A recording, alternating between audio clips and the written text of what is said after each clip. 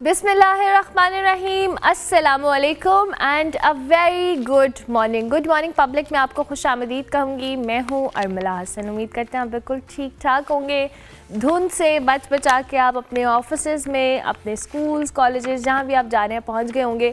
Because I believe कि आज comparatively पिछले दिनों की निस्बत ज़्यादा धुंध है। बहुत सारे इलाकों में जो खुले इलाके हैं वहाँ तो ऑब्वियसली धुंध की इंटेंसिटी भी ज़्यादा होती है। कल रात को भी मोटरवे और दीगर जो रोड्स थी, अहम शाहराएँ थी, उनको बंद किया गया था फॉर सम रीज़न कि फॉग ज़्यादा है। एक और इम्पॉर्टेंट टॉपिक जिसके ऊपर हमने बात करनी है, गुज़िश्ता रोज़ ही ऑस्ट्रेलिया के शहर सिडनी के अंदर होने वाला जो फायरिंग वाला वाक़या है, उसमें दुनिया भर के अंदर लोग अफसरदा भी हैं, गमज़दा भी हैं। बड़ा अफसोसनाक वाक़या है। इस हमले के अंदर जी 16 अफराद हलाक हुए हैं, 40 से ज़ायद ज़ख्मी हुए हैं। पुलिस के मुताबिक ये वाक़या जो है दहशतगर्दी का वाक़या था और इसमें मुलव्विस अफराद बाप बेटा थे, जिनमें 50 साला साजिद अकरम हलाक हो गया, जबकि उसका 24 साला बेटा नवीद अकरम शदीद ज़ख्मी हालत में हॉस्पिटल में ज़ेर इलाज है। फायरिंग यहूदी बरादरी की एक तकरीब के दौरान की गई। इस अफसोसनाक वाक़े में एक इंसानियत की एक रोशन मिसाल भी सामने आई, जब मुसलमान शहरी अहमद ने अपनी जान ख़तरे में डालकर हमलावर को काबू किया, कई जानें बचाने में मदद दी। इनकी इस जुर्रतमंदाना इक़दाम को आलमी सतह पर बहुत अप्रिशिएट किया जा रहा है। वाक़े के बाद जी ऑस्ट्रेलियन गवर्नमेंट ने इस यौम सोग का ऐलान किया और सरकारी इमारतों पर जो कौमी परचम है सरनगूम भी रखा गया। पाकिस्तान समेत कई जो आलमी रहनुमा हैं उन्होंने हमले की शदीद मजम्मत भी की है। ताहम इस दौरान इजराइल हो, भारत हो, अफगानिस्तान हो, इनकी जानिब से साने को पाकिस्तान के खिलाफ झूठे इल्ज़ामात और प्रोपेगेंडे के लिए इस्तेमाल करने की कोशिश भी सामने आई, जिसकी कई मुस्तनद आलमी जो सोर्सेज हैं उन्होंने तस्दीक नहीं की। ये वाक़या जी आलमी सिक्योरिटी हो, नफ़रत अंगेज़ बयानियाँ हो, सोशल मीडिया पर फैलने वाली गलत मालूमात पर सवाल उठाता है। ऐसे हालात में हक़ाइक़ पर मबनी जो गुफ्तगू है उसको फ़रोग़ दिया जाए और दहशतगर्दी को किसी मज़हब या कौम से जोड़ने की बजाय इंसानियत के नुक्ता नज़र से देखा जाए तो ज़्यादा बेहतर होगा। इसी हवाले से हम बात करेंगे। सैयद मूसा हमारे साथ मौजूद हैं, माहिर बैनुल-अक़वामी अमूर, इनको हम खुश आमदीद कहेंगे। थैंक यू वेरी मच मूसा, बहुत शुक्रिया आपके वक्त का। ये जो हम ऑस्ट्रेलिया के अंदर बात कर रहे हैं, ये जो वाक़या पेश आया, अब पहले तो मैं इस वाक़े पे आपका कमेंट चाहूँगी एंड देन फिर ये जो प्रोपेगेंडा अगेंस्ट पाकिस्तान करने की एक नाकाम कोशिश की जा रही है उस पर भी आप कमेंट दीजिएगा। जी बिस्मिल्लाहिर्रहमानिर्रहीम। देखें जी, जहाँ तक बात होती है इस इवेंट की तो ज़ाहिर बात एक टेररिस्ट अटैक तो ये था ही, पर आप उसका स्केल और कॉन्टेक्स्ट को देखें तो हमें पता लगता है कि जी इसकी ग्रेविटी क्या है। एक जूइश कम्युनिटी जिसको काफ़ी प्राइज़ किया जाता है ऑस्ट्रेलिया के अंदर, उनके एक मतलब कि एक रिचुअलिस्टिक एक्ट के दौरान जाके ये सब किस्म की चीज़ें होनी से आपको पता ही लगता है कि जो अटैक है वो आप एक लोन अटैक उसको नहीं देख सकते फ़िलहाल, क्योंकि उसके अंदर दो तीन चीज़ों का कॉन्टेक्स्ट आता है। पहली तो बात ये है, अगर आप वो इस्लामिक स्टेट वाला एंगल भी उठाएं तो लीजेंस के एलिजेड लिंक्स के भी होना, एटलीस्ट उसके अंदर इतना शक शुबात पाया जाता है ऑस्ट्रेलिया के अंदर उनकी इन्वेस्टिगेशन अथॉरिटीज़ की तरफ से कि जी ये कनेक्शन जो है वो बन सकता है या नहीं बन सकता। हमें पता है कि फ़िलीपींस की तरफ भी इनका एक ट्रिप किया गया जिसकी वजह से ये सब गए, बाप बेटा फिर वापस आए। तो आई थिंक अभी अगर आप जो दहशतगर्द तंजीमें हैं उनके आप स्टाइल ऑफ अटैक्स को भी देखें तो वो ऐसे अटैक्स करवा के वो एक रख सकते हैं प्लॉजिबल डिनाइबिलिटी जिसे हम कहते हैं कि जी अटैक हुआ भी है, इनडायरेक्ट लिंकेजेस भी होंगे, बट क्योंकि उनकी जो एक तरह से ओनरशिप नहीं वाजे होती तो लिहाजा ये फिर बहुत ही एक संजीदा इशू बन जाता है, जिसको कुछ लोग जो है वो कह रहे थे कि दे वर मेंटली इल, कुछ कहते हैं टेररिस्ट अटैक, कुछ कहते हैं कि जी एक लोन अटैक था, आप ज़्यादा उस पर तनकीद ना करें। तो मेरे ख्याल से ऑस्ट्रेलिया की मॉडर्न हिस्ट्री के अंदर ये एक बहुत बड़ी वेकअप कॉल है कि आपको इन चीज़ों को हैंडल बहुत तरीके से करना पड़ेगा। अब सवाल बनता है कि हैंडलिंग की तो एक बात एक तरफ होगी, आप क्या इंस्ट्रूमेंट्स यूज करते हैं। आपने इंडिया के प्रोपेगेंडा कैंपेन की बात की, दैट इज वन एंगल जिसके थ्रू आपको पता लगता है कि जब ये अटैक होता है, rather than taking it forward in a way कि जिसके अंदर आप इन्वेस्टिगेशन अकाउंटेबिलिटी को तरजीह दें, तो यहाँ पे अभी भी आइडेंटिटी के ऊपर जो नैरेटिव बिल्डिंग होती है उससे नुकसान सिर्फ उनको नहीं पहुंचता जो कि अपनी जिंदगी से मतलब कि हाथ धो बैठे हैं, बट उनको भी पहुंचता है जो कि इस किस्म के अटैक के खिलाफ खड़ा होना चाहता है। हमें पता है कि there is a sizeable Muslim community as well as Australia के अंदर काफ़ी टॉलरेंस भी पाई जाती है अमन के लिए। तो आई थिंक ये जो अटैक है ये उस सारी के सारे प्रोसेस की तरफ एक पुश बैक है। मूसा, अभी आपने बात की है, इसके मुख्तलिफ एंगल सामने आते हैं। पहले तो अनफॉर्चुनेट एक वाक़या है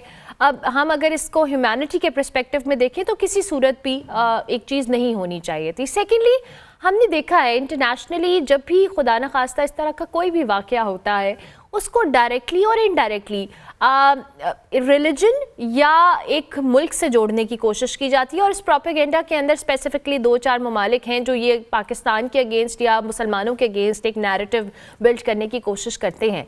ये जो दुनिया भर में एक नैरेटिव बिल्डिंग का सिलसिला जारी रहता है कि जब भी कोई ऐसा वाक़या हो तो आप उसको रिलीजन पे पॉइंट आउट कर दें या आप एक कंट्री पे पॉइंट आउट कर दें, हाउ डेंजरस इट इज़। और इसको once and for all I think कि कंट्रोल करने के हवाले से या इस नैरेटिव को समहाउ दबाने के हवाले से भी कोई इकदाम होने चाहिए। Don't you think that? I absolutely agree with you. I think इसको आप 2-3 एंगल्स में देखें हमें पता लग जाता है। पहली तो बात यह है कि जो रिलीजियस आइडेंटिटी के साथ जोड़ना है, that kind of takes the message away कि जी जो ग्रेविटी है वो इस अटैक की किस किस्म की है। जाहिर पर it's attack on people, there people who been killed, तो उसकी वजह से जब आप उसको रिलीजियस आइडेंटिटी के साथ जोड़ते हैं या आप एक स्पेसिफिक नेशन के साथ उस चीज़ को अटैच करते हैं, यू डिलिबरेटली ट्राई टू, आप जानबूझ के अटेंशन जो है वो कोर ऑफ द इशू से हटा के आप अपने पर्सनल एजेंडा की तरफ ले जाते हैं। आपने बात की about how that propaganda campaign was going through. हमें पता है जेरूसलम पोस्ट के ऊपर भी जो नवीद अकरम साहब हैं, उनको एक पाकिस्तान ओरिजिन बंदे को फॉल्सली उनकी जो है आइडेंटिटी को एम्पलीफाई किया गया ऑन दीज अकाउंट्स, और उसके बाद फिर हमें ये भी पता है कि there were lot of Indian align right wing accounts जिन्होंने उस चीज़ को प्रोलिफरेट भी किया। यहाँ से को पता लगता है कि जी जब अटैक्स होते हैं तो there are certain institution organise तरीके से आप उस चीज़ को लेकर जा रहे हैं। इट इज़ डेंजरस बिकॉज अब देखें ऑस्ट्रेलिया के केस में आप उठाएं, What can governments do to prevent it? पहले तो बात यह है जब आपकी एक्सट्रीमिज्म या टेररिज्म के ऊपर जब डेफिनेशंस निकलती हैं, जब आपकी पॉलिसी पोजीशंस निकलती है, उसको चीज़ें वाज़ेह होनी चाहिए कि जी आप किन फॉर्म में इन चीज़ों को कंडेम करते हैं, किस तरह से आप इन चीज़ों को लेके जाए। और जो आपने बात अभी की, ये रिस्क के तौर पर कंप्लीटली डिलीनेट होने चाहिए कि जी there is a risk, for example कि जब डिसइंफॉर्मेशन इस तरह होती है, फॉर एग्जांपल इन्वेस्टिगेशन से पहले अंटिल कॉम्पिटेंट अथॉरिटीज डिस्क्लोज करती हैं तो फिर मीडिया आउटलेट्स उस चीज़ को ना फैलाएं। हाँ, ये हमें रिस्क लगते हैं कि जी एक्सटर्नली ये चीज़ें जो हैं सोशल मीडिया के ऊपर आ सकती हैं, जो कि पास में ट्रेंड्स भी आई। जब आप ये चीज़ें पॉलिसी पोजीशंस के अंदर डॉक्यूमेंट करते हैं, it sends a very strong signal कि जो कंट्री है वो टेररिज्म को किसी एंगल से या किसी स्पेसिफिक प्रेफरेंस से नहीं देख रहा, बट वो इस तरह देख रहा है कि जी violence is violence, aggression is aggression and that is it.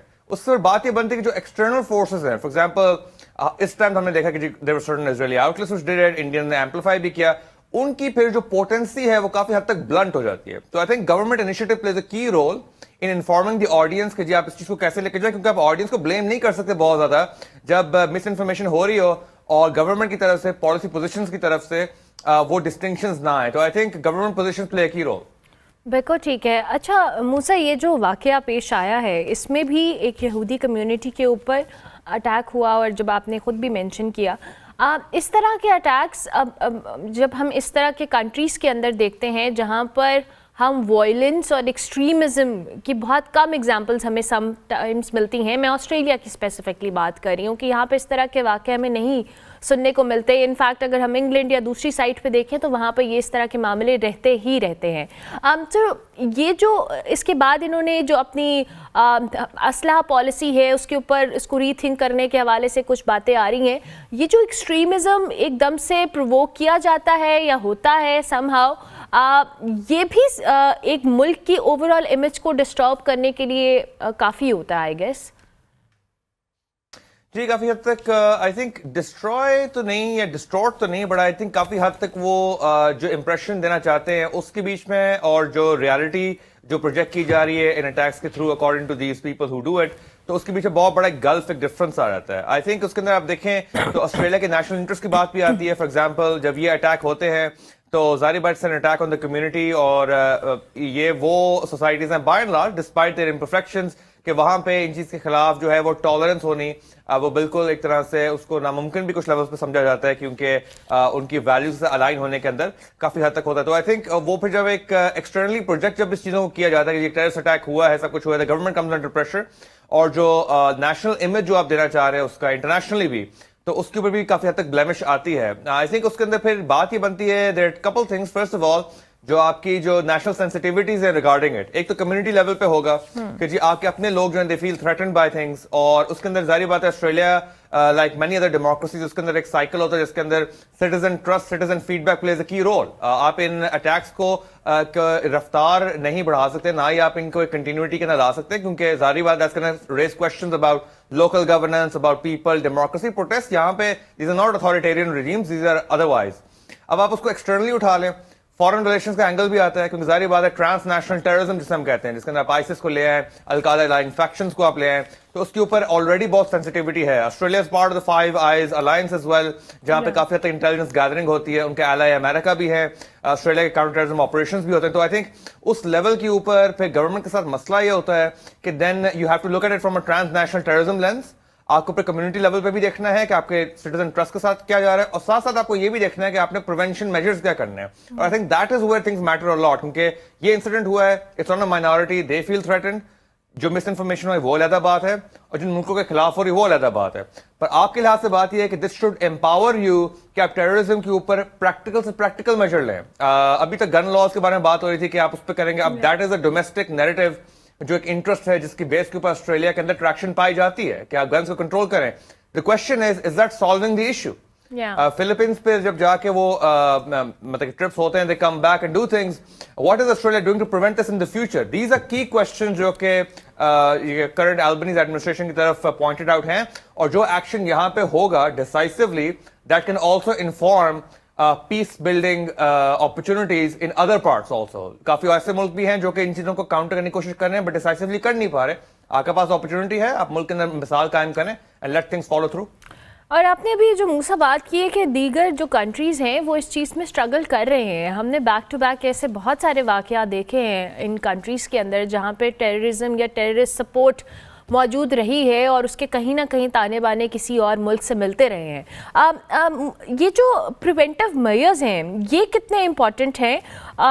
Because Pakistan में इसलिए पॉइंट आउट कर रही हूँ कि हमने इस टेररिज्म या टेररिस्ट अटैक्स को लेकर एक बहुत जो कह लें लंबी जंग लड़ी है, और माइनॉरिटीज़ को लेकर भी समहाउ यहाँ पर अटैक करके एक नैरेटिव बिल्ड करने की कोशिश की गई है। मैं उस पर्सपेक्टिव में जानना चाहूँगी कि इस तरह के वाक़यात को डायरेक्टली लिंक भी किया जाता है, और फिर जो इंडिया की जानिब से हमने प्रोपेगेंडा देखा कि जी जे शाह ने फ़ोन करके कहा, और एक चीज़ को अनाउंस होने से पहले मुख्तलिफ मीडिया आउटलेट्स ने इसको बहुत ज़्यादा हाईलाइट किया जी कि ये पाकिस्तानी थे या मुस्लिम थे, या इसको एक स्पेसिफाई करने की कोशिश की गई। लेकिन इसमें दो तीन चीजें हैं। पहली तो बात यह है, ऑस्ट्रेलिया में इस अटैक के बाद मिस इन्फॉर्मेशन बहुत सारी थी, जो कि government authorities are very concern कि ये प्रोजेक्ट किस तरह किया जा रहा है। पाकिस्तान के पास आइडियल अपॉर्चुनिटी है कि हम बताएं कि जी आपकी इस अटैक के ऊपर one of the examples of miss information was कि पाकिस्तान के खिलाफ किस तरह ये किया गया। तो उसकी वजह से ये होता है कि then you create a natural link between Australia की जो कंसर्न है मिस इन्फॉर्मेशन के ऊपर और जो पाकिस्तान की है। तो जाहिर बात है then naturally things point towards India. So वो जो करना है ना, that connection on misinformation, वो मजीद एम्पावर हो जाता है। And I think Pakistan can do that by communicating. अच्छा देखिए, उसमें टाइमिंग मैटर्स अ लॉट। अभी टेररिज्म के इर्द गिर्द disinformation, fact checking has a huge currency in Australia. Pakistan अपने डिप्लोमेटिक चैनल्स को यूज करके कैन कम्युनिकेट डॉक्यूमेंटेड इंटरेस्ट कि जी इस तरह हमारे यहां से प्रोलिफरेट की गई, इंडिया की तरफ से भी, बहुत से डिफरेंट आउटलेट्स की तरफ से भी, जो कि आपके अपने न्यूज़पेपर्स ने भी कोट किया है। सो लिहाजा वी फील कि we can set up a united front to cooperate strongly on this. तो that is one example through which preventive measure बन जाता है, मिस इन्फॉर्मेशन भी काउंटर होती है, इंटरेस्ट भी काउंटर होता है, और आगे को भी चीजें लेके जाई जा सकती हैं। दूसरी बात मैं आपको बताऊं, प्रिवेंटिव मेजर्स के अंदर अगर आप टेररिज्म को ओवरऑल देखें for a long time I think part of the criticism terrorism के ऊपर यह था कि आपने उसको सेलेक्टिवली डिफाइन किया हुआ है। 9/11 के वेक के अंदर हमने देखा कि जी there was a lot of focus on for example Afghanistan, Muslim identities, checking this and that. उसने क्या किया? उसने रिजेंटमेंट को मजीद बढ़ाया। काफी लेवल्स के ऊपर टेररिज्म को जो है वो जब आप डोमेस्टिक एंगल से देखते हैं तो फिर सवाल उठता है इंटरनेशनल कोऑपरेशन क्यों नहीं हो रही। ये सब बताने का मकसद ये है कि अगर आपने टेररिज्म के ऊपर प्रिवेंटिव मेजर्स करने हैं, पहली तो बात यह है you have to counter violent extremism. Terrorism की जो बेस है वो एक्सट्रीमिज्म से आती है। एक्सट्रीमिज्म के इंस्ट्रूमेंट्स क्या हैं? Why do they, for example, why was this visit to the Philippines earmarked? क्यों? अच्छा, उसकी बेस के ऊपर ये है मोटिवेशंस क्या थी, इसमें डेमोग्राफिक्स की भी बात आ जाती है। दूसरी बात आ जाती है ब्रीडिंग ग्राउंड्स क्या हैं। हमें पता है आईएसआईएस जो है वो रिक्रूटमेंट बहुत हद तक अपने एक की पॉइंट के ऊपर हिस्ट्री के अंदर वो ऑनलाइन रिक्रूटमेंट करते थे। उनके मेथड्स किस किस्म के बन रहे हैं? अच्छा, रिक्रूटमेंट पैटर्न्स किस किस्म के हैं? इसमें रिसर्च, इंटेलिजेंस, कोऑपरेशन और ट्रांस बॉर्डर एंगेजमेंट की बड़ी वैल्यू आती है, क्योंकि वहां से आपको पता लगता है कि जी जो आपके मुल्क में जो हो रहा है बाकी मुल्कों की उस पर क्या स्टैंड है, और वो देख के आप समझते हैं। क्योंकि देखें, अगर आप टेररिज्म को इसी एंगल से देखते हैं कि जी किसी ने अटैक कर लिया सिलेक्टिवली और वो हो गया, उससे then you are losing out on वो जो ग्रुप्स हैं उनकी टैक्टिक्स भी इवॉल्व हो रही हैं। अगर आपकी स्ट्रैटेजीज, आपकी डिटर्मिनेशन, आपकी पोजिशन भी इवॉल्व होंगी साथ साथ, तो then you can gain a deeper understanding. जो आज का जो टेररिज्म है वो आपसे 5 साल पहले का नहीं था। हाँ, 5 साल बाद वो इवॉल्व होगा। तो क्या आप कर रहे हैं उन पैटर्न्स को स्टडी करने के लिए, वायलेंट एक्सट्रीमिज्म के एवेन्यूज को रोकने के लिए, उन लोगों को इंटीग्रेट करने के लिए? वो मैटर करता है। हाँ, अटैक्स होने के बाद तफ्तीश करनी, that is after the fact. Prevention का मतलब ये होता है कि आप वो कंडीशंस ही पैदा ना होने दें या उनको काफी हद तक कम कर दें जिसकी वजह से रिस्क बढ़ सकता है। आई थिंक उसमें Pakistan example over the decades is important, but साथ साथ ऑस्ट्रेलिया उनके पार्टनर्स को जो है अब टेररिज्म को एक ज्यादा से ज्यादा होलिस्टिक वे से आप देखेंगे, ताकि ना आप माइनॉरिटीज को सिंगल आउट करें, ना आप अपनी पॉपुलेशन को एलियनेट करें, और ना ही आप जो है इस किस्म की मिस इन्फॉर्मेशन को मजीद जो है वो एक तरह से ऐसा करते हैं। थैंक यू वेरी मच मूसा, बहुत शुक्रिया फॉर योर एनालिसिस। सैयद मूसा हमारे साथ मौजूद थे, इस वक्त एनालिसिस दे रहे थे अपना जो सिडनी के अंदर वाक़या आया उसके हवाले से। हम ब्रेक लेंगे, ब्रेक के बाद वापस आएंगे।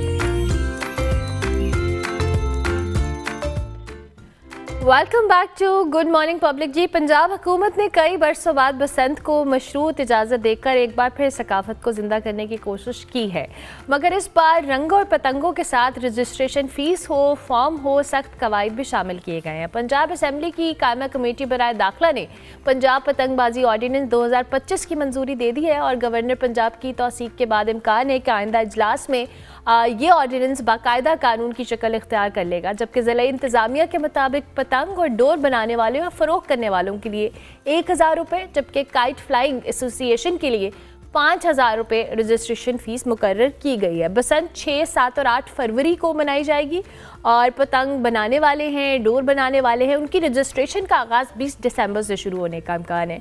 हम बसंत जैसे बड़े अवामी इवेंट को कानून, सकाफत और शहरी तहफ़्फ़ुज़ के दायरे में रख कर कैसे मनज़्ज़म तरीके से मना सकते हैं और पाकिस्तान में ऐसे मॉडल्स कितने कामयाब हो सकते हैं, इस पर हम बात करेंगे। मोहम्मद शकील शेख हमारे साथ मौजूद हैं, सदर ऑल पाकिस्तान काइट एसोसिएशन, उनको हम खुशामदीद करेंगे। जी, बहुत शुक्रिया आपके वक्त का सर। हमें ज़रा बताइए, अब ये जो पंजाब हुकूमत ने बिलाखिर इतने अरसे के बाद एक बड़ा फेस्टिवल जो कि हम सेलिब्रेट करते आए हैं ओवर टाइम, अनफॉर्चुनेटली बहुत सारे ऐसे अनासर की वजह से हमें उसको स्टॉप लगाना पड़ा और अब एक दोबारा से एक मैकेनिज्म के थ्रू इन्होंने कहा है कि हम इसको सेलिब्रेट करेंगे।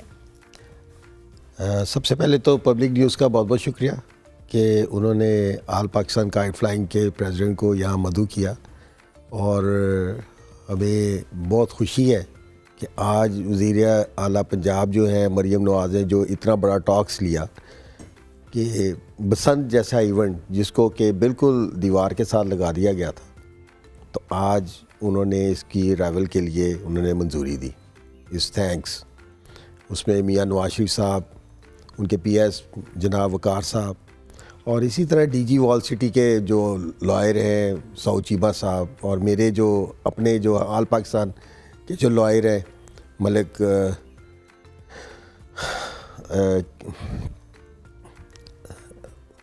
एडवोकेट है सुप्रीम कोर्ट के, उन्होंने उनके साथ मिल के काम किया। और सबसे बड़ी बात यह है कि मेरे जो चेयरमैन है मलिक गोगी साहब, उन्होंने बड़ा इसमें जो है ना ये राइवल में बहुत ज़्यादा काम किया।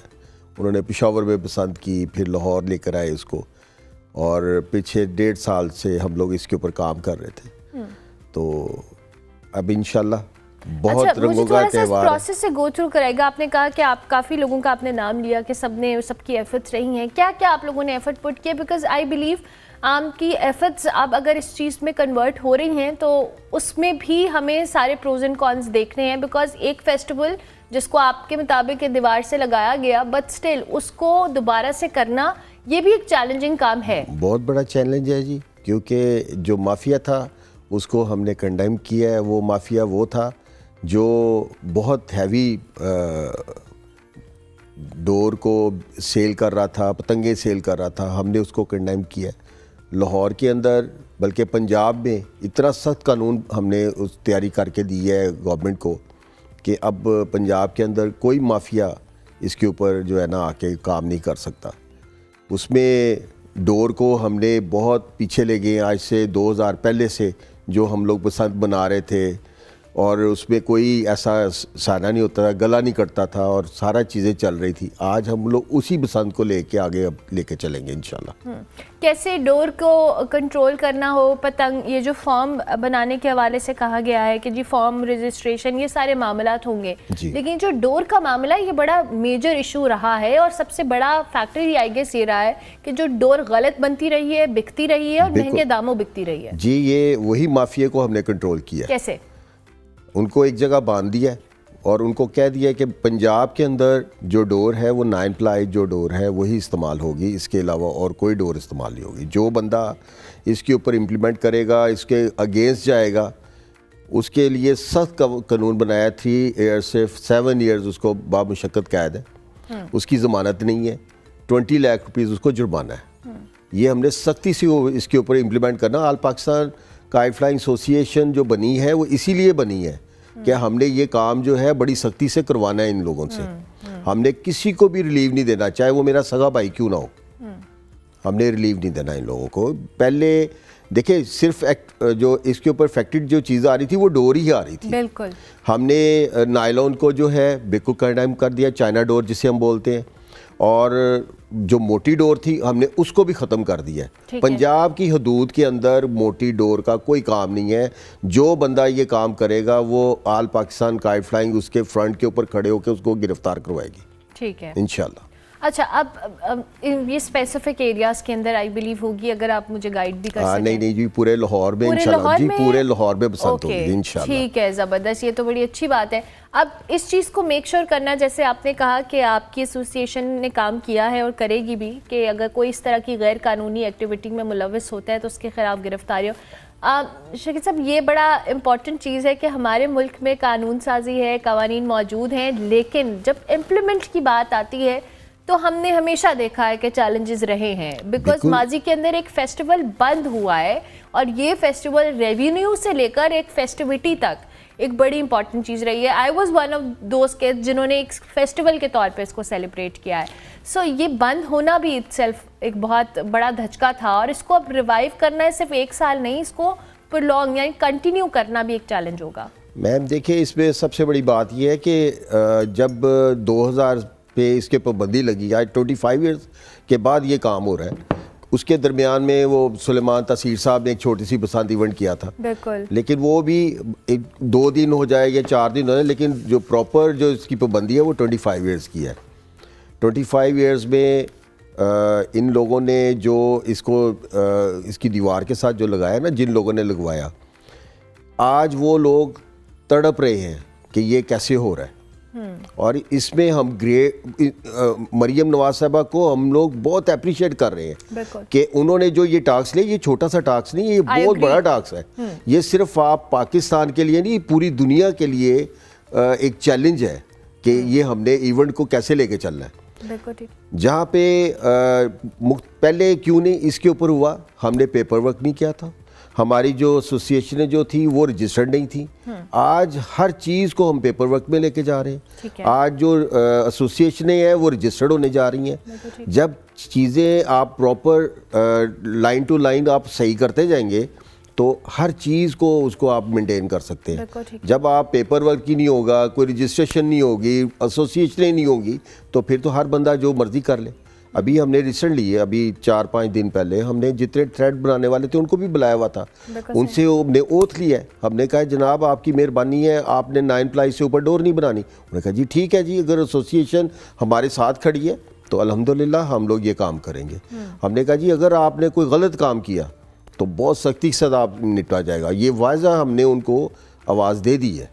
तो इंशाल्लाह इसके ऊपर आप देखें, आने वाला वक्त जो है बहुत अच्छा है काइट फ्लाइंग के लिए भी और बसंत के लिए भी इंशाल्लाह। चलिए, आई एम ग्लैड। रजिस्ट्रेशन का क्या प्रोसेस है जी? कौन कौन लोग रजिस्टर कर सकते हैं? जैसे आपने कहा जो थ्रेड्स बना रहे हैं, जो पतंग है या एसोसिएशन है, क्या प्रोसेस क्या है रजिस्ट्रेशन? देखिए, इसमें हमने एक ऐप तैयार कर रहे हैं, वो इंशाल्लाह 20 से पहले ऐप जो है वो आपके ऑन एयर हो जाएगी। और उस ऐप के ज़रिए आप जो दुकानदार है वो भी रजिस्टर्ड होगा, जो बनाने वाला है वो रजिस्टर्ड होगा और जो डोर लगाने वाला है वो रजिस्टर्ड होगा। एसोसिएशन तो ऑलरेडी रजिस्टर्ड होनी है, वो तो उसके तो कोई अवाम ही नहीं है। जहाँ तक जो उसके अंदर हमने बार कोड दिया है, हर बंदे का बार कोड अलग होगा। जो मैन्युफैक्चरर है वो भी बार कोड के ऊपर स्टैम्प करेगा, जो बेचने वाला वो भी स्टैम्प करेगा। और इसमें हमने जो गुड्डे का साइज़ रखा है, इस पर पतंग का एक साइज़ महदूद कर दिया है। डोर जो है उसके ऊपर हमने साइज़ जो है हमने कर दिया है।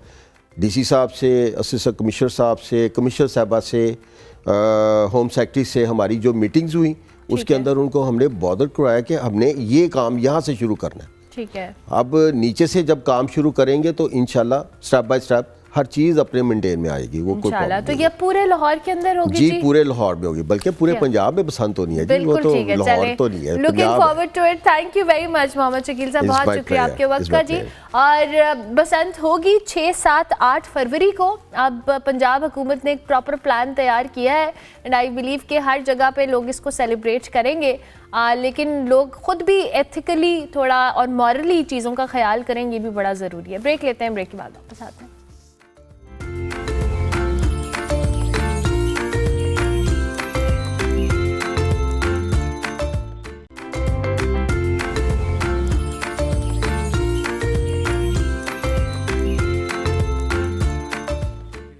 Welcome back to good morning public जी। ब्रेक के बाद वापस आ गए। वैसे तो सर्दियों में सबसे दुनिया का मुश्किल तरीन काम है उठना और एक्सरसाइज करना। वैसे आपको विंटर्स बड़ी अच्छी लग रही होंगी, बड़ी पीसफुल होती हैं, बड़ी प्यारी होती है। वहीं आपकी फिजिकल हेल्थ के लिए एक बहुत बड़ा चैलेंज भी होता है वेदर। सर्दियों में कम टेम्परेचर है, फिर धूप उस तरह से नहीं निकलती और फिर आपकी फ़िज़िकल एक्टिविटी की कमी अक्सर आपकी जो इम्यूनिटी सिस्टम है उसको वीक कर देती है। जोड़ों के अकड़ने का बहुत सारे लोग कहते हैं कि जी बॉडी बड़ी स्टिफ हो गई है। ऐसे में योगा ना सिर्फ आपकी इम्यूनिटी को बूस्ट करता है बल्कि आपके अंदर फ्लेक्सिबिलिटी हो, तवानाई हो, उसको समहाउ बैलेंस करने में भी बहुत ज़्यादा हेल्पफुल होता है। ख़ास तौर पर सर्दियों में किए जाने वाला जो योगा है, आसन और सांस की जो एक्सरसाइजेज हैं, वो आपकी ब्लड सर्कुलेशन को समहाउ बेटर करती हैं और आपकी जो जिस्मानी दर्द है, थकन है, इसको कम करती हैं। और फिर ज़ाहिर है yoga is a very good source of mental peace as well.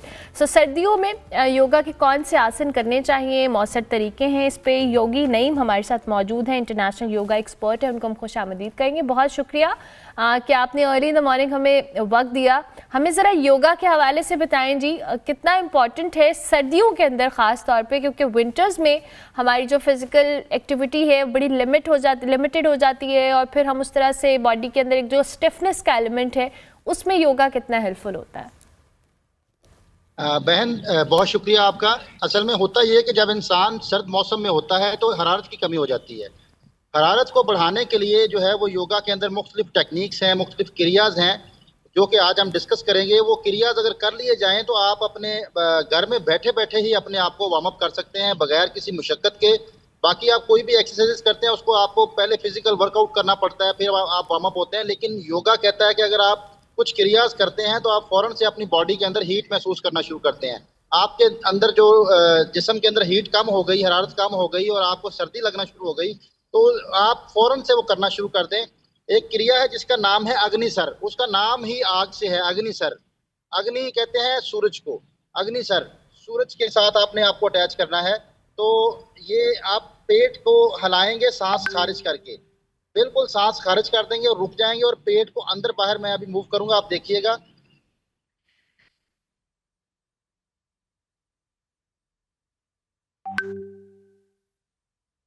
नहीं हो पाना साढ़े ये 10 दफा करने के बाद आप लंबा वगैरह सांस लें। फिर अगर 5 दफा कर सकते हैं तो कोई इशू नहीं। आप इजीली जितना पेट को अंदर बाहर हरकत दे सकते हैं आप कोशिश करके शुरू करें। आपने सांस को बाहर निकाल के रोक लेना है, सांस लेना नहीं है। सांस निकली हुई है और आप पेट को सिर्फ हरकत दे रहे हैं। तो इसके करने से जो है अगर आप ये 5 टाइम या 10 टाइम सिर्फ ये कर लेते हैं तो आपको जो है वो जो सर्दी के असरात हैं वो आपकी बॉडी के ऊपर नहीं आते। और इसके अलावा जो है वो अगर आप सर्दी बहुत ज़्यादा महसूस करते हैं, जैसे सर्दी जिन लोगों को बहुत ज़्यादा लगती है, तो एक मुद्रा है, ऐसे अंगूठे को पकड़ लें। किसी किस्म का जोर लगाने की ज़रूरत नहीं है, सिर्फ अपने हाथों को बंद कर लें, ऐसे पंच बना लें। और दोनों से भी बना सकते हैं अगर आप दोनों से करना चाहें। तो तो एक से भी कर सकते हैं। ये आप बनाए रखें, आपको सर्दी का एहसास नहीं होगा, सर्दी के असरात नहीं आएंगे, आपको ज़्यादा सर्दी नहीं लगेगी। अगर आपको ज़्यादा सर्दी लगती है तो आपने इसको ज़रूर करना है 15-20 मिनट एक ही वक्त में आप मुसलसल बनाए रखें। आप इसको ज़्यादा भी बना सकते हैं, 1 घंटे तक भी बना सकते हैं। इसके असरात बहुत ज़्यादा अच्छे आते हैं बॉडी के ऊपर। जो आपको सर्दी का जो ज़्यादा एहसास होता है या ज़्यादा सर्दी लगती है, कुछ लोग ऐसे होते हैं बहुत सेंसिटिव होते हैं, उनको वेदर बहुत ज़्यादा इफेक्ट करता है, तो ये बड़ा बेहतरीन है। और इसके अलावा ये जो है वो सांस की जो दिक्कत होती है, अक्सर सर्दी के मौसम में सांस की बहुत ज़्यादा दिक्कत आती है, सांस लेने में प्रॉब्लम होती है, तो उसके लिए बेस्ट है कि ये आप मुद्रा बनाएं। ये सांस की दिक्कत को कम करता है। और एक टेक्निक है जिसको बेस्तिरका कहते हैं, बेस्तिरका प्राणायाम। बेस्तिरका प्राणायाम जो है वो सांस लेने का एक मश्क है जो आपको लंग्स के हवाले से बड़ी कारआमद साबित होगी। लंग्स में इन्फेक्शन हो चुकी है, लंग्स आके वीक हैं, तो आप बेस्तिरका करें। बेस्तिरका करने का तरीका यह है कि तेजी से सांस को लेना है और आहिस्ता निकालना है।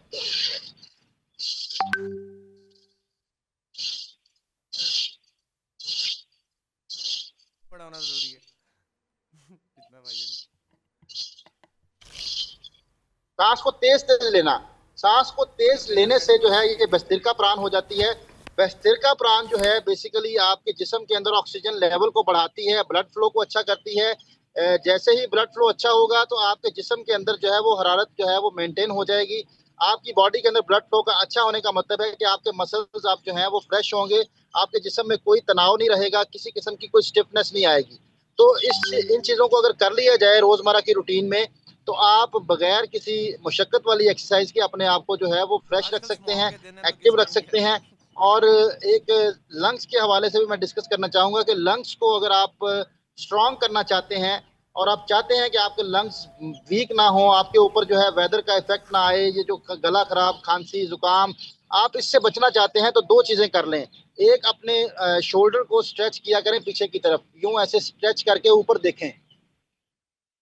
अपने मैं साइड से दिखा देता हूं, अपने हाथों को इंटरलॉक कर लें और अपने शोल्डर्स को जितना वाइड कर सकते हैं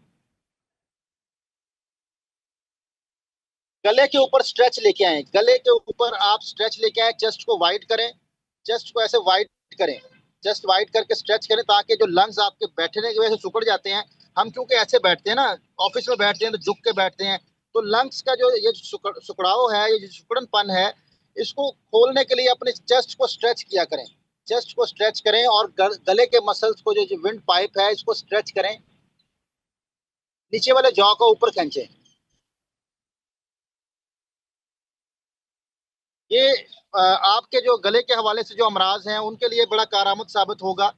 और इसके अलावा अगर मैं आपको कुछ ऐसी टेक्निक सिखा दूं जो मुद्रा हैं, अगर वो आप करते हैं तो आपके गले के अमराज जो बहुत ज़्यादा हो जाते हैं सर्दी के मौसम में, तो ये लेफ्ट हैंड के अंगूठे को आप यहाँ रखें, राइट हैंड के ये जो जॉइंट्स हैं इसके ऊपर रख लें, ऐसे पंच बना लें और लेफ्ट हैंड की दरमियान वाली 2 उंगलियां राइट अंगूठे के साथ मिला लें। ऐसे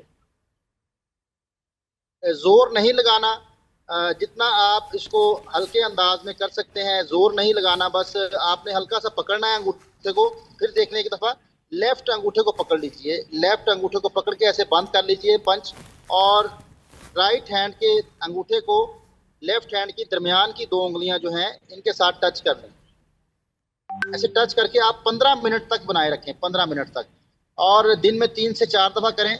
15 मिनट तक आप इसको मसलसल बनाते हैं और दिन में 3 से 4 दफ़ा करते हैं, तो इससे जो है वो आपको जो गले के अमराज हैं, जो आवाज़ आपकी भारी हो जाती है, बोलने में दिक्कत आती है, गला आपका सुरीला नहीं रह जाता, आवाज़ आपकी बद्दी हो जाती है, ये उसके लिए बड़ा कारआमद मुद्रा है। और इसके और भी मैं फ़ायदे बताऊं तो ये हार्मोन्स को बैलेंस करता है। ये चेहरे पे गैर ज़रूरी जो बाल निकल आते हैं उनके लिए बड़ा कारआमद है, चेहरे पे गैर ज़रूरी बाल नहीं आएंगे ख़वातीन के लिए। और इसके अलावा जो है जिनकी आवाज़ में जो है वो एक सुरीलापन नहीं है, वो बद्दी सी आवाज़ होती है, भारी आवाज़ होती है, उसको ये सुरीला करने के लिए भी कारआमद है, तो इसको आप ज़रूर करें। इसके अलावा जो है अगर आप गले के हवाले से एक मैं प्रेशर पॉइंट बताता हूँ लेफ्ट हैंड के ऊपर, ये जो एरिया है, ये जो जड़ है अंगूठे की, ये वाली जड़ से लेके जोड़ से लेके ऊपर वाले जोड़ तक, ये सेंटर वाला जोड़ जो है इसके दरमियान में जो एरिया है, इसके ऊपर आप हल्का हल्का मसाज किया करें।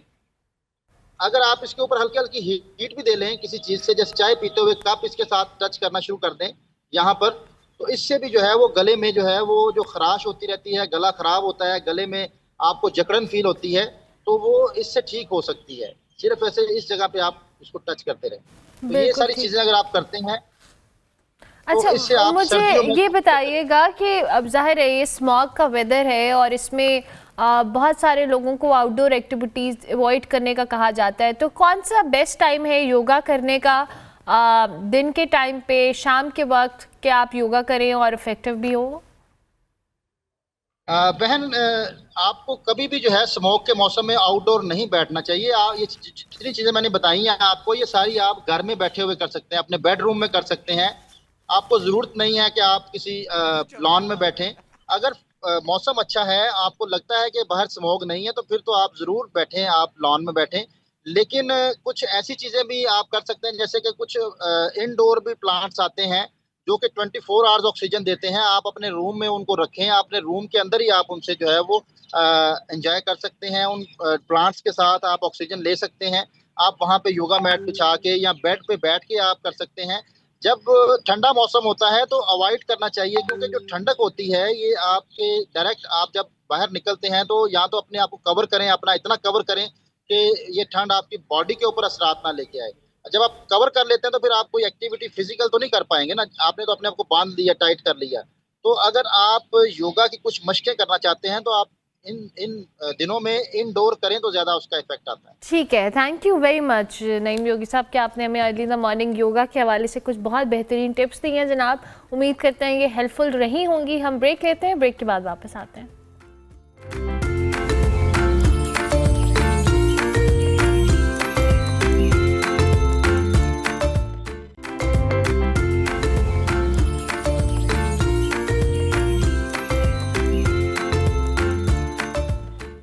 Welcome back to good morning public जी। ब्रेक के बाद वापस आ गए। पाकिस्तान की जो फ़ाइन आर्ट्स की दुनिया है बज़ाहिर हमें रंगों, क्रिएटिविटी और सकाफ़ती शनाख्त की अलामत नज़र आती है, मगर अनफॉर्चुनेटली हकीकत ये है कि ये शोबा शदीद इंतज़ामी खला और पॉलिसी की जो अदम मौजूदगी है इसका शिकार भी है। मुल्क में फ़नून लतीफ़ा के फ़रोग़ के लिए आज तक कोई भी कौमी जामे पॉलिसी नहीं बन सकी, जिसके बायस NCA हो, इंडस वैली जैसे बड़े इदारों से जो फारिगुल तहसील होने वाले हज़ारों आर्टिस्ट हैं वो अमली ज़िंदगी में आइसोलेटेड होते हैं। गैलरी सिस्टम की उजारादारी की बात की जाए, जाली और गैर मुसद्दिका आर्ट वर्क की फ़रोख्त के हवाले से बात करें, फिर सरकारी इदारों में फ़नकारों का जो इस्तेसाल है, रियासती सरपरस्ती है, उसकी कमी इस बहरान को मज़ीद गहरा कर दिया है।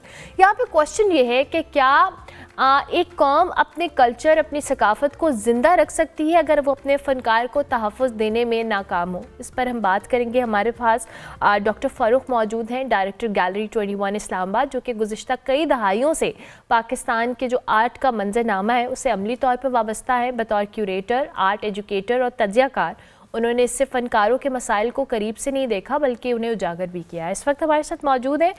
बहुत शुक्रिया डॉक्टर साहब आपके वक्त का। I hope you are doing well. बहुत शुक्रिया, अस्सलाम वालेकुम। मैं आपके पब्लिक टीवी का शुक्रगुजार हूँ कि आप लोगों ने मुझे मौका दिया, और आर्ट पे वैसे भी बहुत कम वक्त दिया जाता है, लेकिन आप लोगों का बहुत शुक्रिया। सर आपका शुक्रिया कि आपने हमें वक्त दिया। मैंने कुछ इंपॉर्टेंट चीज़ें, बिकॉज़ हमारा रोज़ाना की बुनियाद पे बहुत सारे ऐसे आर्टिस्ट हमारे पास आते हैं जो बहुत ज़बरदस्त एक्सेप्शनल काम कर रहे हैं, लेकिन ये जो कुछ पॉइंट्स मैंने अपने इंट्रो में भी डिस्कस किए, मैं चाहूँगी थोड़ा सा आप अपने एक्सपीरियंसेस से भी हमारे साथ शेयर करें कि आपने इन मसाइल को देखा है, ऑब्जर्व किया है, उनको उजागर किया है। इश्यूज़, कोर इश्यूज़ बेसिकली हैं क्या जिनको हम आज तक एड्रेस नहीं कर पाए हैं? अच्छा, एक तो मैं शुरू इससे करूँगा कि पाकिस्तान में ऐसा नहीं है कि सब कुछ ख़राब है, कुछ काम हो रहा है, लेकिन ये बहुत बड़ी आबादी है, 25 करोड़ में बहुत कुछ हो सकता है। सबसे पहले तो ये है कि आर्ट के कंपोनेंट्स हमें पता होने चाहिए, क्योंकि इसमें विजुअल आर्ट में तो पेंटिंग, स्कल्पचर्स, आर्किटेक्ट्स में फिर आपके बिल्डिंग्स आते हैं और यादगारें आती हैं और बहुत सी चीज़ें आती हैं। उसके बाद हमारे उसमें मिनिएचर पेंटिंग्स हैं, परफॉर्मिंग आर्ट में डांस है, म्यूज़िक है, और इसके अलावा बच्चों का पपेट्री है, और इवन ईरान में तो कालीन बनाने को भी आर्ट में शामिल किया गया है। हमारे यहाँ भी ये सब कुछ हो रहा है। हमारे यहाँ दूर दराज इलाकों में जो कशीदाकारी होती है, ख़वातीन की जो ट्रोमेंडस बहुत उम्दा किस्म की चीज़ें क्रिएट करती हैं जो आर्ट के नमूने होते हैं, ये सब आर्ट में आता है। और हमें इसमें थिएटर को हमने भूल दिया और बहुत सी चीज़ें यहाँ डाई हो रही है। लेकिन जो जैसे आपने इंट्रो में बता दिया कि कंप्रिहेंसिव कोई पॉलिसी नहीं है, और इसको स्टेट को ऑन करना चाहिए और कौम को आगे लाना चाहिए कि इसमें आर्ट हमारी पहचान थी और बन जाए। बिल्कुल ठीक है। अच्छा सर, ये भी एक बात है कि आपने जैसे ख़ुद भी कहा कि ऐसा नहीं है कि सब ख़राब है, हमारे पास चीज़ें हैं, हमारे पास लोग हैं, बट अनफॉर्चुनेटली जिस पॉलिसी का आप जिक्र कर रहे हैं, मैं ज़रूर जानना चाहूँगी कि ओवर टाइम हमने देखा है कि बहुत अवेयरनेस भी आई है, लोगों में एक्सेप्टेंस भी आई है, लोग आर्ट को समझते भी हैं, अब उसकी कदर भी करना शुरू हो गए हैं।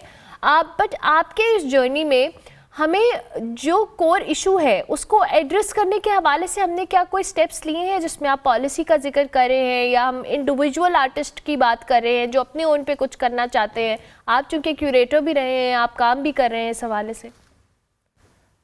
अच्छा, एक तो सबसे पहले पॉलिसी, एक comprehensive policy, we need a comprehensive policy on art and culture. फिर इंस्टीट्यूशनल डेवलपमेंट आती है।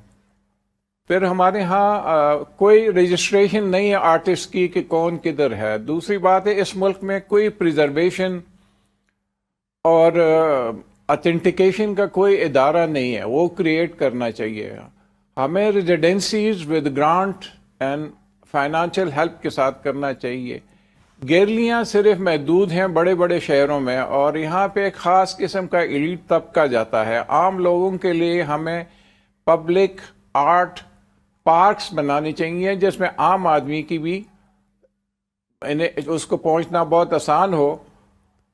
दूसरी, बच्चों में आर्ट का फ़रोग देना चाहिए स्कूलों में, क्योंकि बच्चों को अगर एक्सप्रेशन का मौका में दिया जाए तो वो उनकी जहनी नशोनुमा बहुत तेज़ी से और बड़ी अच्छे तरीके से हो जाती है। और आजकल के एडवांस कंट्रीज़ में ये सब कुछ हो रहा है। हमारी जो एजुकेशनल पॉलिसीज़ है वो in line with the contemporary art, आजकल दुनिया में जो कुछ चल रहा है उसके साथ होनी चाहिए।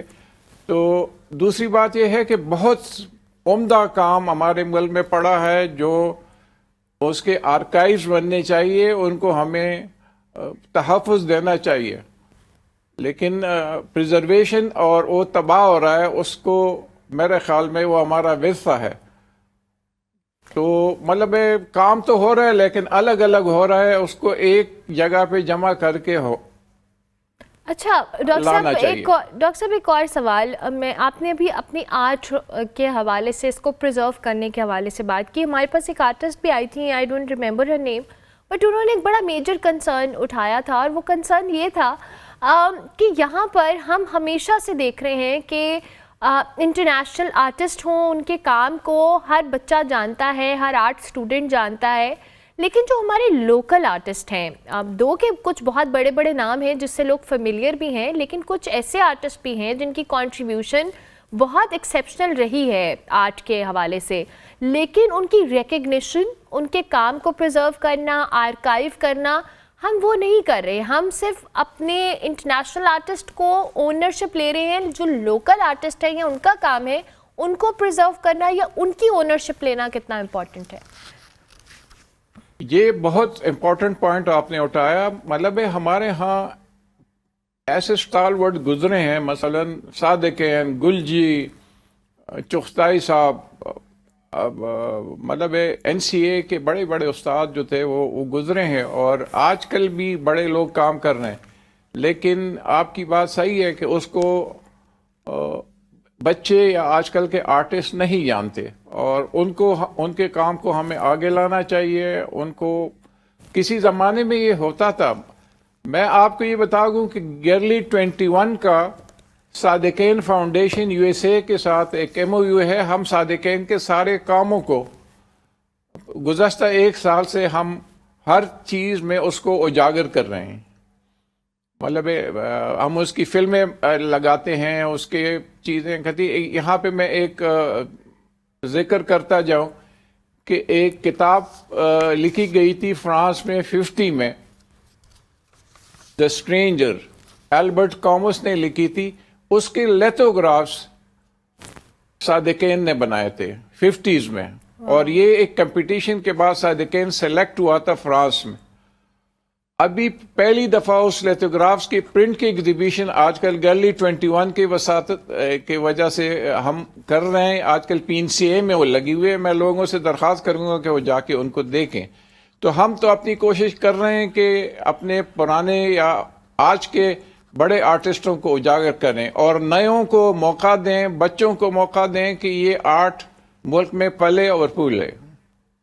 बिल्कुल ठीक है। डॉक्टर साहब, मैं चाहूँगी थोड़ा सा आप भी हम किस तरह से कंट्रीब्यूशन हो सकती है मुख्तलिफ प्राइवेट सेक्टर कह लें, मुख्तलिफ जो लोकल आर्टिस्ट हैं, स्टेट की तो कंट्रीब्यूशन अपनी जगह पे मौजूद रहेगी। हर आर्टिस्ट, हर गैलरी, इस तरह के लोग जो आर्ट को क्यूरेट कर रहे हैं, आर्ट को समझते हैं, उनकी कंट्रीब्यूशन कितनी इम्पॉर्टेंट है इस चीज़ को मज़ीद बेहतर करने में?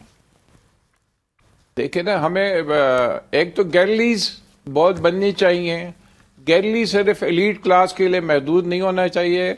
हमारे यहाँ आर्ट जो है ये मालदार लोगों के लिए तस्वर किया जाता है, ऐसा नहीं है।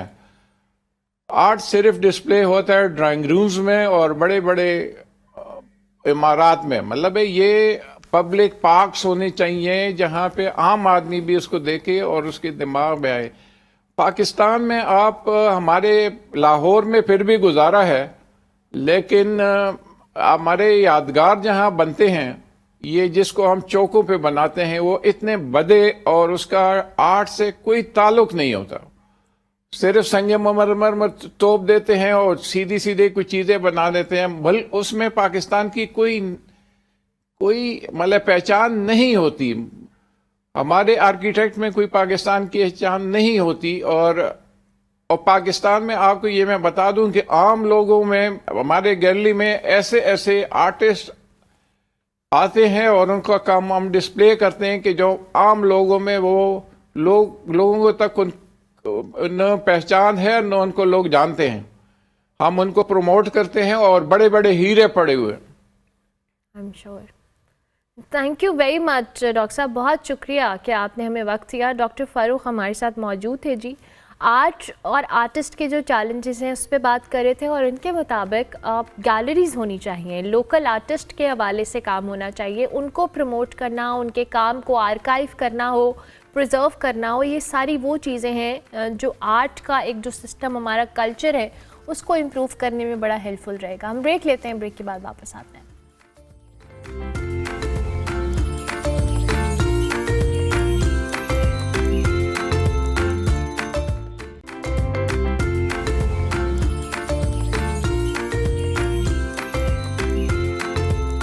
Welcome back to good morning public जी। अब आपको लिए चलेंगे लाहौर के जिलानी पार्क में, जहां रवायती तौर पर रंगों और खुशबुओं की बहार लिए गुले दाऊदी की नुमाइश की गई। जिलानी पार्क में जी सालाना गुले दाऊदी नुमाइश में 200 इकसाम के 15,000 गुले दाऊदी और 15,000 मैरी गोल्ड फूल सजाए जाते हैं और लोगों की एक बड़ी तादाद ये नुमाइश देखने के लिए जिलानी पार्क का रुख करती है। ये नुमाइश कैसी रही, इस हवाले से सलेमान चौधरी से जानते हैं। जी सलेमान। जी, लाहौर दुनिया भर में अपनी सकाफत के लिहाज से एक तारीखी शहर है। यहाँ पर एक रवायती तौर पर एक नुमाइश लगाई जाती है कि जिसका जो नाम है वो गुले दाऊदी की नुमाइश है।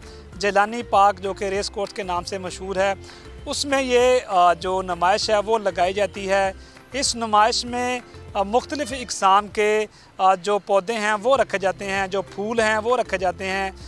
इस नुमाइश को देखने के लिए PHA की जानिब से एक भरपूर तैयारी की गई है। इस नुमाइश में कौन से फूल रखे गए हैं, किन जो इक़साम के फूल हैं और इसके अलावा इस नुमाइश में कौन कौन सी चीज़ें रखी गई हैं, ये आपको हम अपने कैमरे की आंख से दिखाते हैं कि ये एक स्टैचू जो बनाया गया है, ये स्टैचू जो है वो लाहौर में जो तारीखी किला है जो उसके तर्ज पर एक एंट्री पॉइंट इस यहाँ पर बनाया गया है, जहाँ पर जो स्टैचू हैं जो जिराफ के जो जिराफ़े हैं उनके यहाँ पर रखे गए हैं। यहाँ पर इसके साथ साथ जो मुख्तलिफ़ इक़साम के फूल हैं वो भी इस नुमाइश में रखे गए हैं। इनमें कौन सी चीज़ें हैं और कौन कौन सी जो मुजस्मे हैं वो रखे गए हैं, आइए जानते हैं।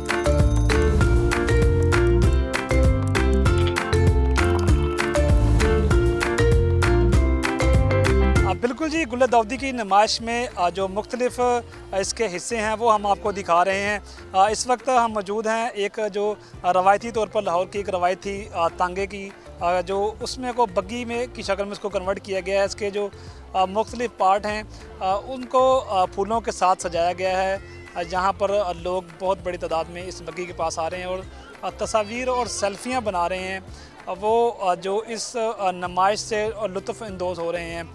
ये बग्गी की रवायत है, वो किसी दौर में इसको शाही सवारी के लिए इस्तेमाल किया जाता था। इस नुमाइश में इन फूलों को उनको सजाया गया है। इसका यही मकसद है कि जो लाहौर की रवायत थी वो इस नुमाइश के ज़रिए उजागर की जाए।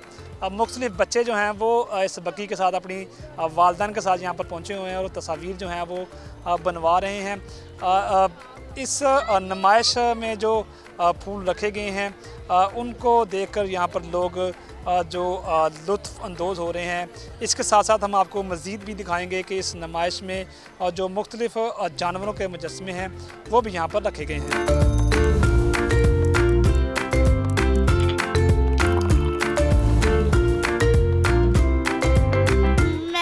के साथ आई हूँ और मुझे यहाँ आकर बहुत अच्छा लग गया। मुझे यहाँ पे आकर बहुत अच्छा लगा है, यानी कि यहाँ पे यानी कि फ्लावर्स वगैरह हैं बहुत ढेर सारे, और यहाँ पे इन्होंने मड़ी का भी सीन बनाया हुआ है, भालू वगैरह हैं सारे। तो यहाँ पे बहुत ज़्यादा अच्छा लगा मुझे इधर आके, और मैं फैमिली के साथ आई हूँ तो बहुत ज़्यादा अच्छा लगा। और इधर यानी कि बहुत ज़्यादा अच्छा लगा बस। यहाँ पर फैमिली के साथ आया, बहुत मज़ा आया। यहाँ पर फूल फ्लावर्स देखे हैं और बहुत एडवेंचर है यहाँ पर। हम बड़े दिनों से सोच रहे थे इधर आने का कि देख के आए कि एग्जीबिशन कैसी लगी है। फिर स्टूडेंट भी कह रहे थे कि आना है। अभी तो अच्छा ही लग रहा है, अगर हम रात को आते तो ज़्यादा अच्छा लगना था।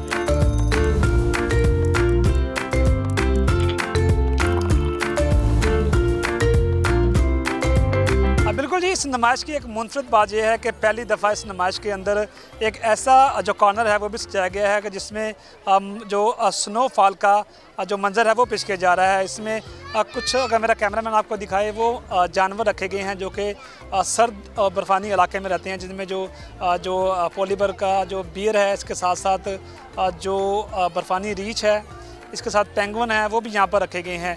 इन जानवरों को देखने के लिए बच्चों की बहुत बड़ी तादाद जो है वो यहाँ पर मौजूद है और इन जानवरों को देखकर वो लुत्फ़अंदोज़ हो रही है। कुछ बच्चे इस वक्त हमारे साथ मौजूद हैं, उनसे जानते हैं।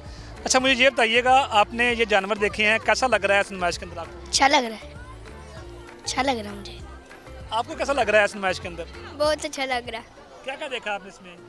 बहुत कुछ देखा, बहुत कुछ देखा है। अच्छा बेटा, आप मुझे बताओ क्या क्या देखा आपने और कौन कौन जानवर यहाँ देखे आप? हमने इधर वो तोतों के साथ तस्वीरें तो आ रही हैं, बहुत सारी तस्वीरें आ रही हैं। इधर बहुत अच्छा मंजर है और बहुत प्यारा बनाया हुआ, सजाया हुआ। इस बार इन्होंने फूलों की नुमाइश लगाई हुई है, इधर आना अच्छा लगता है। पर तस्वीरें भी आप मुझे बेटा बताओगे फूल कौन कौन से पसंद है आपको? कौन कौन से फूल आपने देखे हैं? मुझे सनफ्लावर रोज और वो सनफ्लावर और रोज, बस।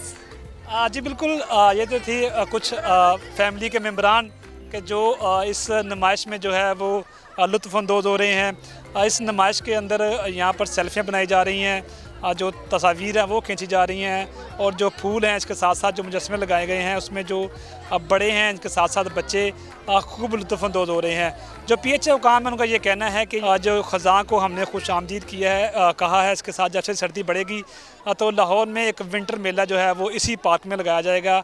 उसके बाद जो जश्न बहारां का मेला जो है वो इसी ग्राउंड के अंदर लगाया जाएगा। जी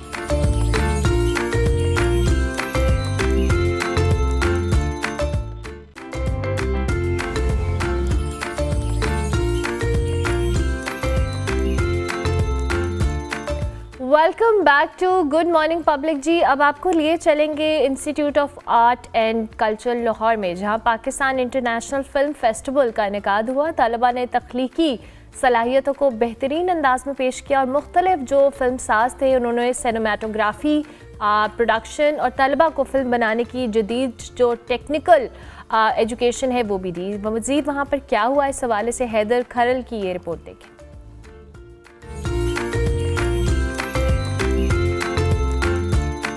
अस्सलाम वालेकुम नाज़रीन, मैं हूं आपका मेज़बान हैदर खरल। नाज़रीन, आज बात हम करेंगे फ़िल्मी फ़ेस्टिवल के हवाले से जो institute for art and culture करवा रहा है और इसमें मुख्तलिफ़ जो किस्म की डॉक्यूमेंट्रीज़ हैं, जो फ़िल्म के हवाले से मुख्तलिफ़ किस्म की जो डॉक्यूमेंट्रीज़ हैं वो पेश की जा रही हैं और स्टूडेंट्स जो हैं वो बड़ी तादाद में इधर पहुँचे हैं और वो उनको क्या सीखने को मिलेगा इस हवाले से बात करेंगे और इसके बाद वो पाकिस्तानी फ़िल्म इंडस्ट्री में अपना क्या किरदार अदा करेंगे इस हवाले से भी बात करेंगे। हमारे साथ रहें।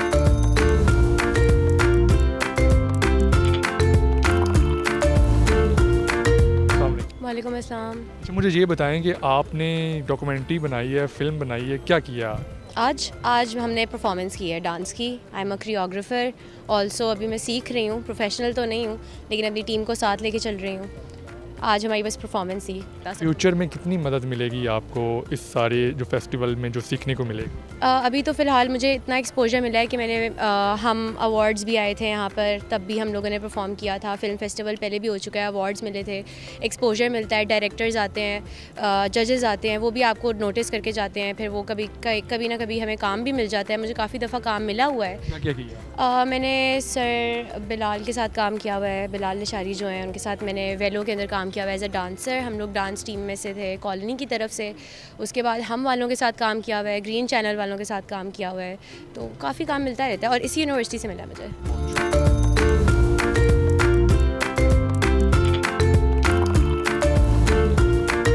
और भी स्टूडेंट्स हमारे साथ मौजूद हैं, उनसे बात करते हैं। क्या हाल है आप?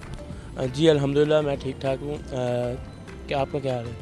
मैं बिल्कुल ठीक ठाक। मुझे बताएं कि फ़िल्म फेस्टिवल चल रहा है, जी जी, तो क्या सीखने को मिल रहा है? जी एक्चुअली मेरा फर्स्ट सेमेस्टर है तो काफ़ी कुछ यहाँ पे सीखने को मिल रहा है। लाइक डिफरेंट कल्चर्स की तरफ से हमें मूवीज़ रिप्रेजेंट हुई हैं, मूवीज़ मिली हैं, वो हम देख रहे हैं। हमें पता चल रहा है कि पाकिस्तान में क्या क्या कल्चर्स है, पाकिस्तान में क्या क्या चलता है, एंड हमें वो सब कुछ सीखने का मौका मिल रहा है। तो ये काफ़ी अच्छी अपॉर्चुनिटी है क्योंकि मेरा तो अभी फर्स्ट सेमेस्टर है एंड मुझे तो काफ़ी कुछ सीखने को मिल रहा है।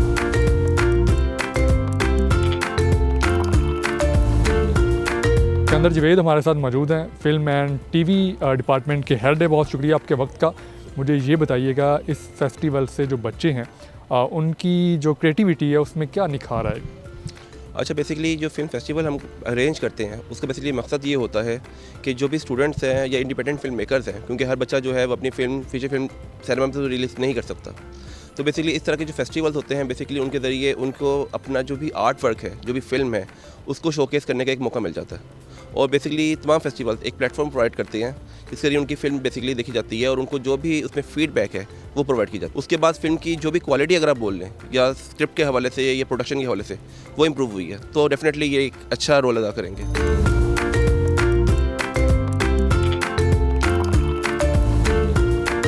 स्टूडेंट्स भी हमारे साथ मौजूद हैं, उनसे भी पूछेंगे कि वो क्या किरदार इसमें अदा कर रहे हैं। अब मुझे बताएं कि फ़िल्म जो फेस्टिवल है वो चल रहा है, तो क्या लग रहा है, क्या तब्दीली आएगी? फ़िल्म फेस्टिवल बेसिकली मैं ख़ुद फिल्म का स्टूडेंट हूँ। बेसिकली हम इस चीज़ को ओन करते हैं। वी आर सो ग्लैड कि हम इसको पुल ऑफ करने की कोशिश कर रहे हैं एक अच्छे मैनर में। मैं इसमें होस्ट एज अ होस्ट वो कर रहा हूँ, अपना रोल प्ले कर रहा हूँ और मैं इससे ज़्यादा खुशी क्या ही बयान कर सकता हूँ कि जिस चीज़ को मैं परसू कर रहा हूँ उस चीज़ को मैं प्रेजेंट भी कर रहा हूँ। सो मेरे लिए तो काफ़ी खुशी की बात है। मैं काफ़ी इंडिपेंडेंट फिल्म मेकर्स को देखता हूँ जो अपनी फिल्म्स लेके आए हैं। एक इंस्पिरेशन का वो आपके अंदर जज्बा आता है, आप इंस्पायर होते हैं कुछ चीज़ों को लेके। पाकिस्तान में आपको कौन सा ऐसा डायरेक्टर लगता है कि वो अच्छा काम कर? काफ़ी लोग हैं, लिशारी, बिलाल लिशारी और Asim Abbasi. I would say. ये नूर बहुत पुराना है। Yes, we respect him. Yes. चलें।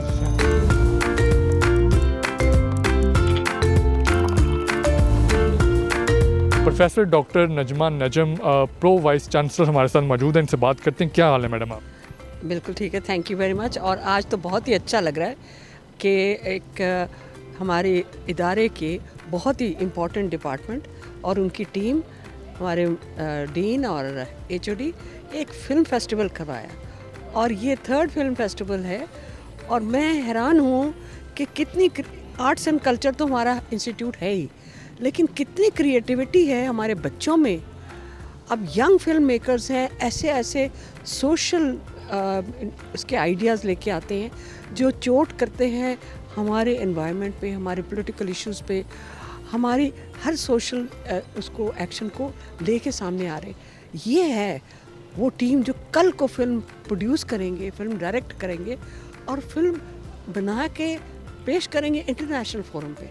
तो मैं समझती हूँ कि ऐसे यूनिवर्सिटीज़ में ऐसे फंक्शंस होने चाहिए, ऐसी एक्टिविटीज़ होनी चाहिए, क्योंकि मुझे इतना एनर्जी नज़र आती है इन बच्चों में और इतना इनके अंदर वो है कि अपने आप को लेके जाएंगे और मनवाएंगे लोग अपना।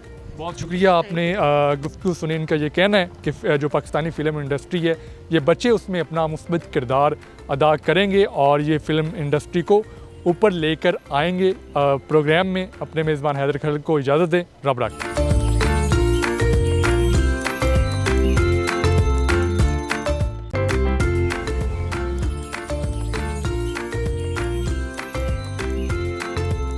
Welcome back to good morning public. Program का आखिरी हिस्सा है। अब आपको पेशावर लिए चलेंगे, जहां पे जर्नलिस्ट और उनकी फैमिलीज़ के लिए पेशावर जो प्रेस क्लब है उसकी तरफ से हर साल की तरह फैमिली फ़न फेयर का इनेकाद किया गया। इस हवाले से हमारे कॉरेस्पॉन्डेंट हसन अली बता रहे हैं। जी हसन अली। जी बिल्कुल, इस वक्त ये हल्ला गुल्ला और ये शोर शराबा जो आप सुन रहे हैं और देख रहे हैं, इस वक्त मैं पेशावर के तारीखी चाचा यूनुस पार्क पे मौजूद हूँ, जहाँ पे जो एक मौका है वो खुशी का मौका है और ये पेशावर के जो सहाफ़ी हैं, जो पेशावर प्रेस क्लब के मेंबर हैं, उनकी फैमिलीज़ के लिए ये मौका फराहम किया गया है। ये फ़न फेयर जो आप देख रहे हैं, ये खुशियों भरा फ़न फेयर पेशावर प्रेस क्लब की तरफ से इसका इनेकाद किया गया है। यहाँ पे जितने भी पेशावर के सहाफ़ी हैं वो अपनी फैमिलीज़ के साथ, अपने बच्चों के साथ, अपनी ख़वातीन के साथ इस वक्त यहाँ पर मौजूद है। सुबह सवेरे से ही ये सिलसिला शुरू हो गया था। जितने भी यहाँ पे झूले हैं वो सब इन बच्चों के लिए फ्री फराहम किए गए हैं। आज ये दोपहर खाने तक यहाँ पर ये मौजूद होंगे, तफरीह करेंगे, इंजॉयमेंट करेंगे, खाना खाएंगे, अपनी इंजॉयमेंट करते करते झूले लेंगे। जितने भी बच्चे आपको नज़र आ रहे हैं इस वक्त फुटेज में या मेरे अकब में, उनके सब के चेहरे जो हैं वो खिले हुए हैं। और साल में ये एक मौका ऐसा आता है जो पेशावर प्रेस क्लब की तरफ से किसी तोहफे से कम नहीं है। अपने तमाम जो प्रेस क्लब के अरकान हैं उनके लिए ये साल का अख्तिताम खुशियों भरा अख्तिताम किया जा रहा है और हर साल ये तकरीब जो है इसका इनेकाद किया जाता है, जिसमें सहाफ़ी अपनी फैमिलीज़ के साथ आते हैं, कई घंटे इंजॉय करते हैं। वो एक शिकवा, वो गिला जो सहाफ़ियों से अक्सर रहता है उनकी फैमिलीज़ को कि बाबा टाइम नहीं देते, बिल्कुल वक्त नहीं देते, वो शिकवा भी किसी हद तक कम हो जाता है इस तमाम इंजॉयमेंट में।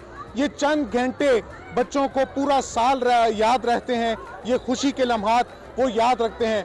पेशावर के सहाफ़ी ख़ास तौर पे इसलिए भी ज़्यादा तनाव का शिकार रहते हैं क्योंकि दहशतगर्दी के ख़िलाफ़ फ्रंट लाइन का सूबा रहा है ये खैबर पख्तूनख्वा और सूबाई दारुल हुकूमत पेशावर। लेकिन पेशावर प्रेस क्लब ने जो अहद किया हुआ है वो हर साल पूरा किया जाता है और इसी तरह ये तमाम फैमिलीज़ अपने बच्चों समेत ये सहाफ़ी जो हैं वो यहाँ आते हैं, इंजॉय करते हैं और तफरीह के ये लम्हात पूरा साल याद रखते हैं।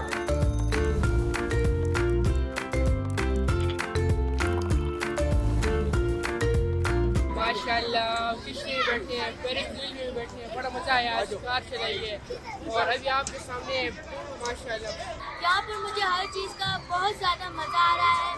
मैं भूत बंगला भी गई हूँ, यहाँ पर आइसक्रीम, पॉपकॉर्न, हर किस्म की चीज़ फ्री है।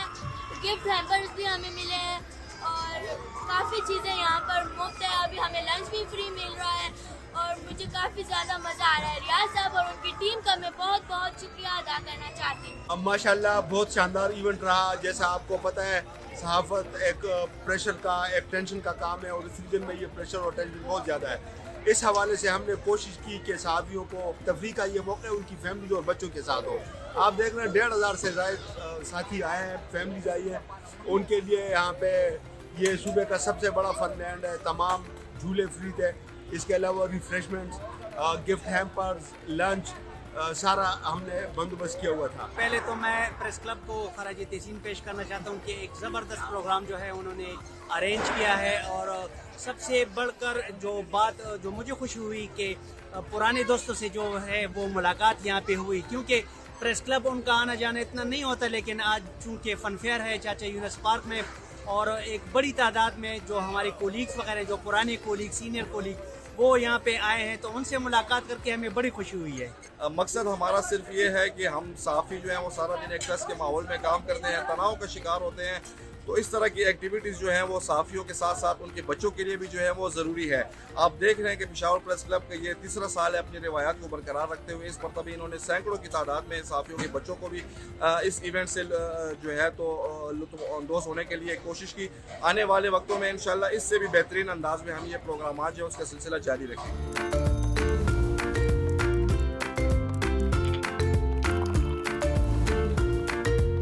पेशावर के सहाफ़ियों की ये फैमिलीज इस चंद घंटों के वक्त को आने वाले कई महीनों तक याद रखेंगे। ये वो तफरीह है जो इनके जहनों पे नक्श हो जाएगी। Hasan Ali, public news, Peshawar. हसन अली की आपने रिपोर्ट देखी। प्रोग्राम का वक्त ख़त्म हुआ। इंशाल्लाह मेरी आपसे मुलाकात होगी अब कल। फीडबैक आप हमारे सोशल मीडिया हैंडल्स पे लाजमी दीजिएगा। कल तक के लिए मेरी तरफ से अल्लाह हाफ़िज़।